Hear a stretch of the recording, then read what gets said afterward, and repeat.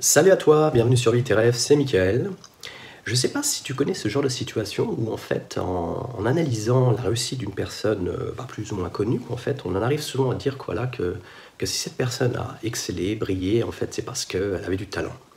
Et je fais partie des gens qui partent du principe que le fait d'exceller n'est pas un talent, mais que ça a pour conséquence en fait beaucoup d'autres choses, beaucoup d'autres paramètres, beaucoup d'autres actions justement qui justifient beaucoup plus simplement pourquoi on excelle, pourquoi on brille dans la vie, plutôt que de dire que ces gens-là ont un talent.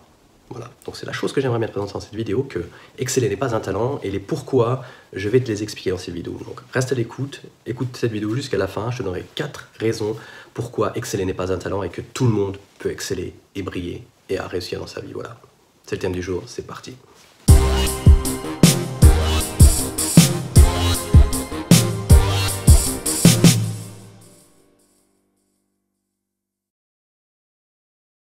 Alors avant de te donner les 4 pourquoi exceller n'est pas un talent, j'aimerais déjà t'expliquer ce que ça veut dire qu'exceller. J'aimerais mettre les choses à plat. Alors exceller, ça veut dire quoi? Ça veut dire briller. Ça veut dire s'illustrer. Ça veut dire émerger. Exceller n'est pas un talent. Briller n'est pas un talent. Émerger, ce n'est pas une raison de talent. T'as compris ce que ça voulait dire? Exceller, briller, émerger, s'illustrer. Alors exceller n'est pas un talent. Et alors si exceller n'est pas un talent, comment on fait pour exceller? Ou alors quelle est la raison pour laquelle on excelle? Et c'est les 4 pourquoi que j'aimerais te donner dans cette vidéo. Il n'y a pas que 4 pourquoi, mais j'en aimerais te donner 4 qui sont pour moi évidents et qui justifient pourquoi j'excelle dans certains domaines dans ma vie et dans mes activités, parce que je fais preuve de ces 4 pourquoi tout simplement, quoi. Le premier pourquoi, c'est la répétition. Répétition, que ce soit dans le niveau musical, que ce soit dans le niveau théâtral, que ce soit dans le niveau des études, dans le niveau des tests. On répète toujours et toujours les mêmes choses. Pourquoi? La plupart des gens se disent, mais pourquoi on fait toujours la même chose? Eh bien, on fait ça pour apprendre. Et le fait d'apprendre, de répéter, de réingurgiter tous les jours, toutes les heures, toutes les secondes la même chose, eh bien, ça ramène une certaine expérience. Ça ramène certains résultats qui, justement, nous prouvent si ça fonctionne ou si ça ne fonctionne pas, si on le fait bien ou pas, si on doit encore s'entraîner ou pas, si on est au niveau qu'on attendait ou pas. Ça a une importance énorme dans pas mal de domaines sur cette terre. La répétition est vraiment fondamentale. Le fait de répéter les choses nous permet d'exceller à un certain niveau et à un certain moment de la pratique ou de la mise en pratique. Exceller est souvent dû à une certaine quantité de répétition.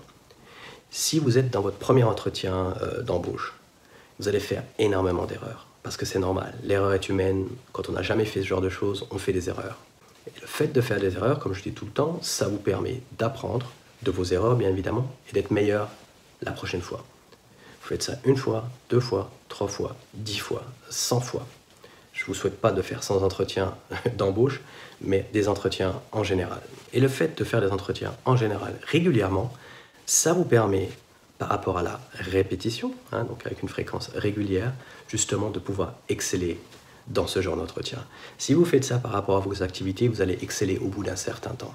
Si vous n'aimez pas téléphoner et que vous avez testé ce genre de choses et que vous déléguez ce genre de choses, vous n'excellerez jamais dans la communication téléphonique.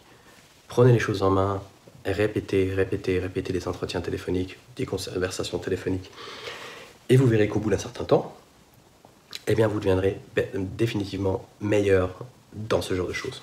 Le deuxième pourquoi exceller n'est pas un talent, mais dû souvent aux habitudes. Alors qu'est-ce que je veux dire par là? Prenons un bon exemple, vous avez un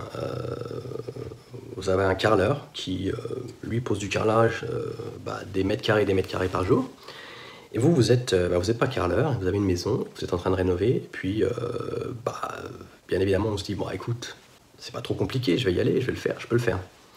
Et on se rend compte vite fait en fait que le carreleur, bien évidemment, il sera beaucoup plus professionnel, donc il aura fait son boulot beaucoup plus facilement que nous, il sera beaucoup plus rapide, il aura beaucoup moins de problèmes, il aura utilisé le bon matériau, il aura peut-être regardé si ça allait droit ou pas, est-ce que je dois mettre un agrégage pour redresser tout ça, ceci, cela. Et alors, ce que je veux dire par là, en fait, c'est que quand on compare le professionnel avec l'apprenti, donc qu'on est nous-mêmes quand on n'est pas un spécialiste, le professionnel ici, ce qu'il fait, pourquoi? Parce que le fait d'avoir fait ça pendant des fois, donc c'est le thème, le premier pourquoi, les répétitions. L'entraînement fait de toi un maître, comme dans le sport de combat. La répétition fait de toi un professionnel. Et le fait d'être un professionnel, donc un spécialiste dans ton domaine, fait que tout ce que tu fais, ce sont des habitudes. Quand on se lève le matin, on prend sa douche, on se lave les dents, on va déjeuner, voilà. Toutes ces choses-là, ce sont des habitudes. Pourquoi? Parce que depuis qu'on est tout petit, on fait toujours la même chose dès qu'on se lève. On prend une douche, on déjeune, on se lave les dents, on fait ceci, on fait cela. Ça, ce sont des habitudes. Pourquoi? Parce qu'on les a fait pendant des fois et des fois et des fois, des années, des années, des années, des années. Le fait de répéter toujours la même chose, ça apporte ou ça amène à avoir des habitudes. Les habitudes, si tu as quelque chose de nouveau et que tu dois faire régulièrement à partir d'un certain moment, eh bien, fais tout pour que cette chose-là soit une habitude au bout d'un certain temps. Assure à la fin, donc au fond, que cette chose-là soit une habitude dans ta vie. C'est vraiment l'essentiel, c'est vraiment important. Si tu fais les choses avec habitude, tu pourras exceller, et ce ne sera pas dû à un talent, ce sera simplement dû au fait que tu as l'habitude de faire ce genre de choses. Et le fait d'avoir l'habitude de faire ce genre de choses fait de toi un spécialiste. Et ça te fera de toi quelqu'un qui excelle dans ce qu'il fait. Le troisième pourquoi, c'est la détermination.